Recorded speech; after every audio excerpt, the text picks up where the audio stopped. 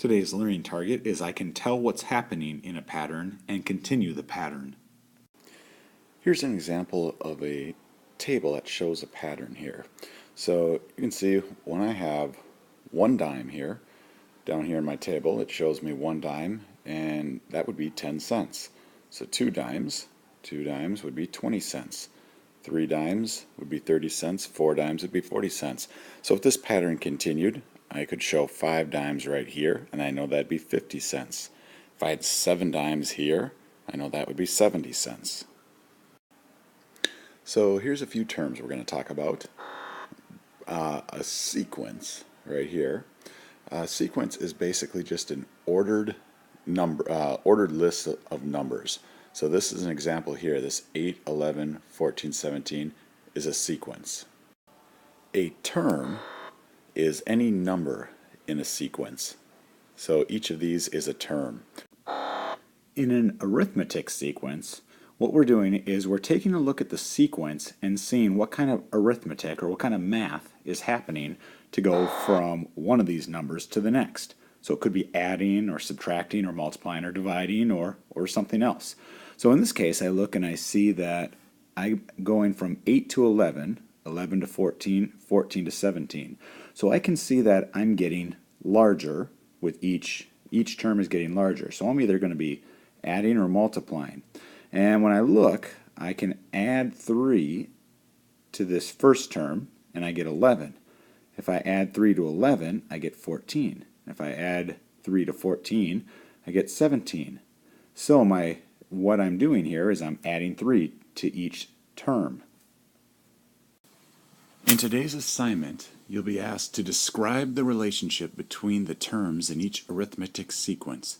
Then write the next 3 terms in the sequence. What that means is this. You're going to show how each pattern is changing.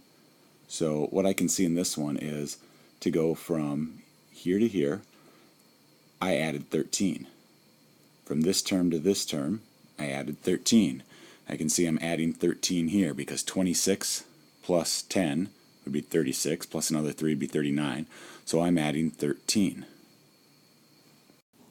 So right here, I've described the relationship. So when you do your work today, I want you to make sure you show me this part of it, because that answers this part where it says describe the relationship. To find the next 3 numbers, I'm going to have to add 13 to each of the next 3 numbers. So in my head, I'm just going to add 39 plus 10 is 49, plus 3 more, 50, 51, 52. So I know my next number is 52. Now I add 13 to 52, and I get 65. And I add 13 to that, and I get 78. In this problem, I'm asked to do the same thing, but here I notice I'm dealing in decimals. So the first thing I do is I always figure out how are these 2 terms changing? So I can see it's getting bigger, so I know I'm going to be either adding or multiplying. In this case, I'm going to be adding. And to me, I look and I'd say, okay, what do I have to add to 1/10 to get 5/10? Well, in this case, I know I'd have to add 4/10. So I'm going to write that right here, 4/10. I added 4/10. Now let's see if that same pattern continues. If I added 4/10, let's see if that works. So 5/10 plus 4/10, you bet that would equal 9/10. So I see that here I'm adding 4/10 to each of my terms. So now I need to find my next 3 terms. So if I added 4/10 to this, I would get 1 and 7/10. So I'm going to put that here, 1 and 7/10. Okay, now if I added 4/10 to that, That gives me 2 and 1/10, and then 4/10 to that would be 2 and 5/10.